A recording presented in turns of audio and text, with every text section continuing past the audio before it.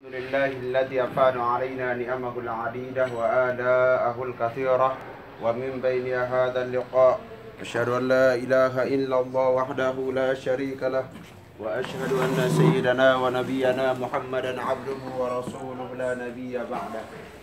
اللهم صل على سيدنا محمد مفتاح باب رحمة الله عدد ما في علم الله صلاة وسلاما دائمين بدوام ملك الله وعلى آله وصحبه وسلم وانشر لواء نهضة الوطن في العالمين أما بعد. Bapak Ibu yang dimuliakan oleh Allah Subhanahu wa taala, yang ulun hormati para sesepuh, para guru, para ustaz dan ustazah, tokoh agama yang saya muliakan.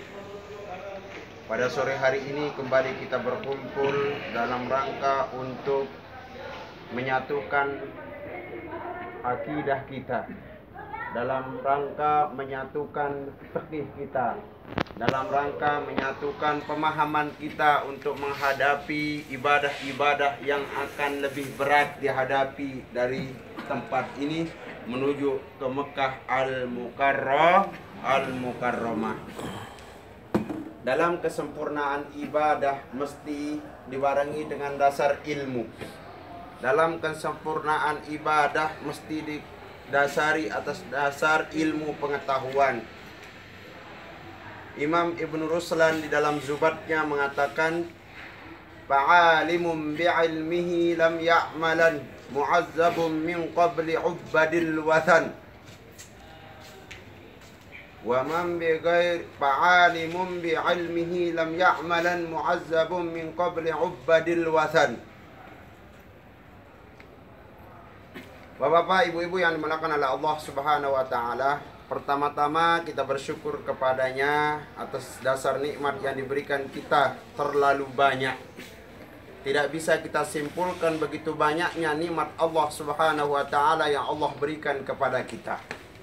Dan itu tidak bisa kita membalas dengan ucapan, dengan perkataan, dengan perbuatan, melainkan Rasulullah mengajarkan kepada kita cukup mengucapkan kalimat hamdalah.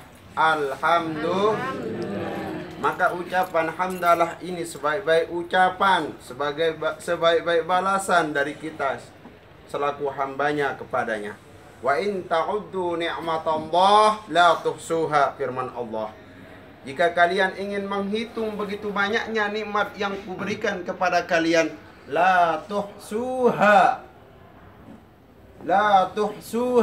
maka kalian tidak akan mengetahui berapa banyak bilangannya. Di dalam riwayat menyebutkan ada seorang ahli ibadah namanya Juraij. Ada seorang ulama yang rajin ibadah tekunnya bertahun-tahun, kemudian diberikan umur panjang oleh Allah Subhanahu wa taala. Dia tidak pergunakan untuk nikmat dunia, dia tidak pergunakan untuk tidur, dia tidak pergunakan untuk makan. Tidur pun dia tidur seadanya, lebih banyak dia beribadah kepada Allah. Dia tidak mau bergabung bersosial dengan masyarakat. Kenapa? Karena dia tidak mau kelesatan dalam bergibah dan bernamimah, mengadu domba orang, tidak mau mengumpat aib orang. Lalu ketika ditanya oleh orang, amalan apa yang kamu lakukan? Begitu banyaknya. Dia bingung. Lalu meninggal dunia.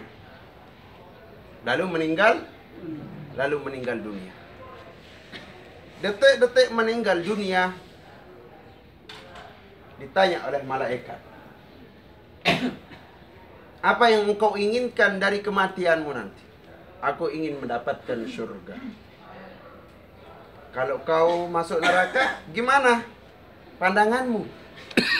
Saya tidak ridho untuk masuk ke dalam neraka karena amal ibadahku terlalu banyak. Ini sebelum meninggal dunia. Itu belum seberapa, kata malaikat mengatakan kepada sang hamba yang rajin ibadah tersebut. Itu belum seberapa dengan nikmat yang Allah berikan. Kalau engkau menghitung nikmat yang Allah berikan kepadamu, itu belum seberapa.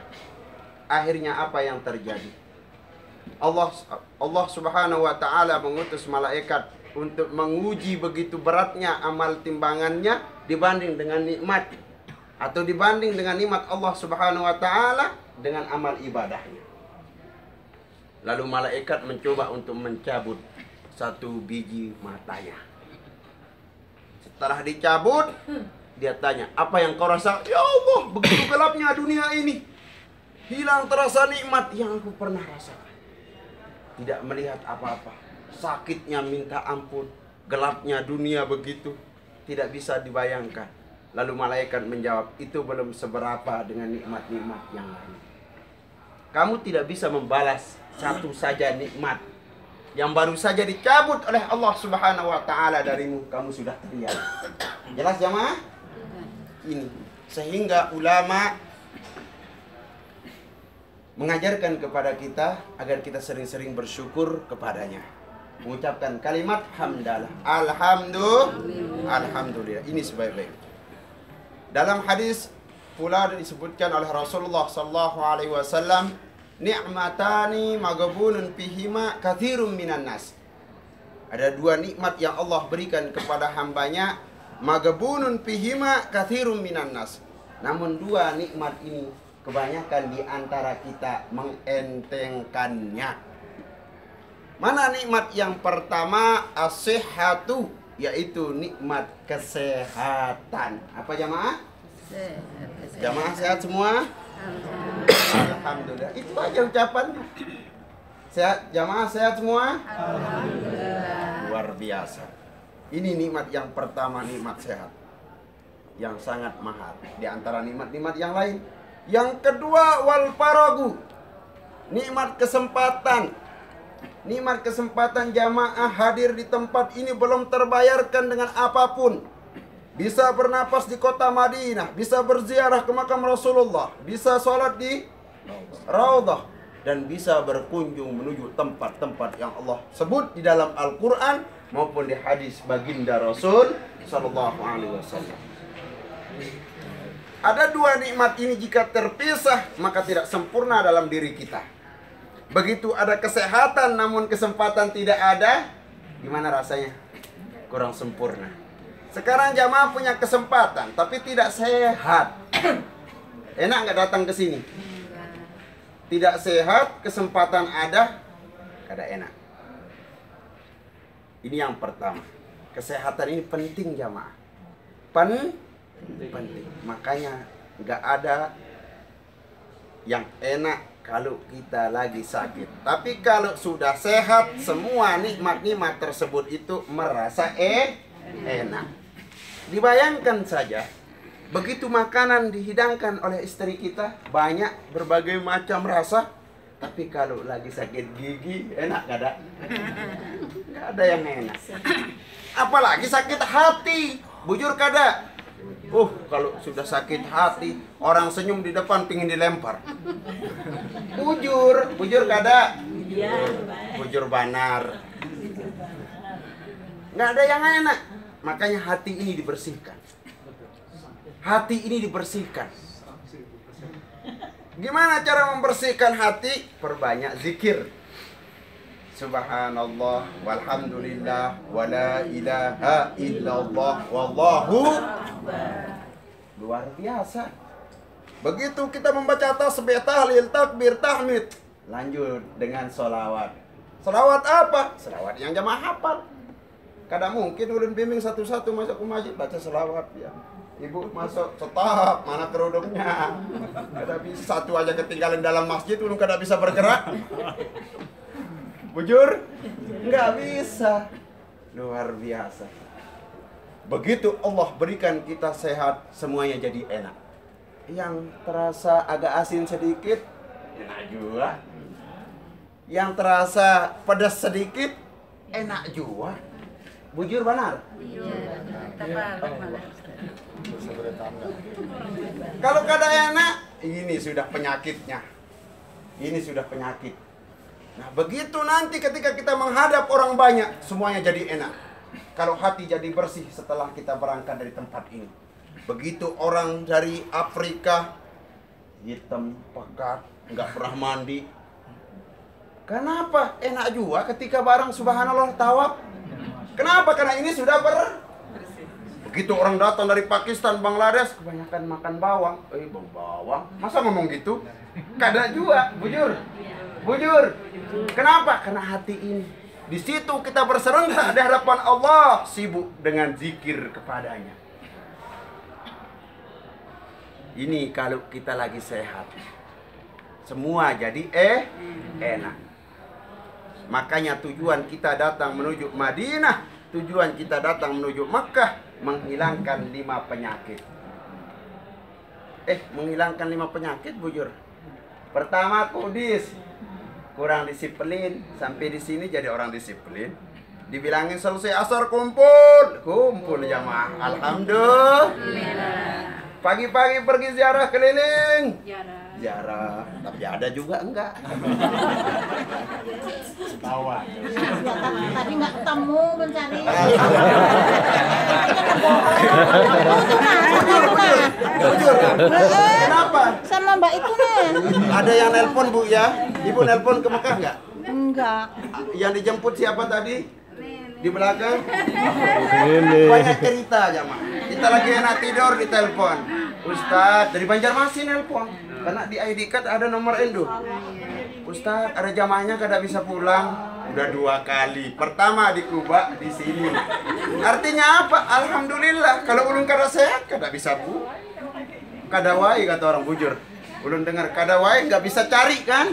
Makanya doakan ulun juga supaya sehat walafiat. Nanti kalau sakit nggak bisa ulun teriak-riak. Gaet, Ustadz, mutawibnya diam, semua jamaah diam. Nah, ini artinya nilai kesehatan penting buat kita. Sehat zahir, sehat sehat zahir ya udah alhamdulillah. Jamaah kada ada yang pilek, tidak ada yang keluar ingusan. Alhamdulillah. Tapi ada juga yang keluar air matanya. Kena nangis. Kenapa hati ini? Nangis di masjid rumah mah. Di mana lagi? Nangis di depan makam Uhud. Ini artinya apa? Alhamdulillah, hati ini bergetar karena Allah. Innamal mu'minuna alladzina idza dzukirallah wajilat qulubuhum. Sesungguhnya sebenar-benar orang yang beriman apabila disebutkan nama Allah, apabila disebutkan ayat-ayat Allah, apabila diceritain sahabat Rasulullah, diceritain perjuangan Nabi, wajilat qulubuhum. Hati ini bergetar ya. Hati ini kepingin. Hati ini punya girah, punya semangat. Untuk apa? Beribadah. Tapi kalau kada punya girah, tidak ada rasa cemburu demi kebaikan, tidak ada semangat, ini sudah diistighfarkan saja orang tersebut. Kenapa? Karena hatinya mati. Hatinya mati. Bujur. Kalau hati mati kada bisa apa-apa. Orang sholat di samping rumah saja kita nggak mau dengar, dikirain musik. Bujur jamaah. Nah ini keinginan kita. Ketika ada panggilan umrah punya rezeki lebih nilai, kita tahu alhamdulillah. Kita tahu kita kepingin berziarah ke makam Rasulullah. Nah, yang kedua adalah kesempatan jamaah. Kesempatan wal faragu, nikmat kesempatan yang Allah berikan kepada kita. Nah, penyakit yang pertama adalah kudis, kurang disiplin. Di Indonesia mungkin kita lele gue. Tapi di sini kita tidak bisa ngomong demikian. Kenapa? Satu hilang, semua susah. Bujur. Satu ketinggalan, semua resah. Ini bis mau berangkat, kada masuk juga, susah juga. Ya kalau. Alhamdulillah. Boleh bepandir, Pak. Bepandir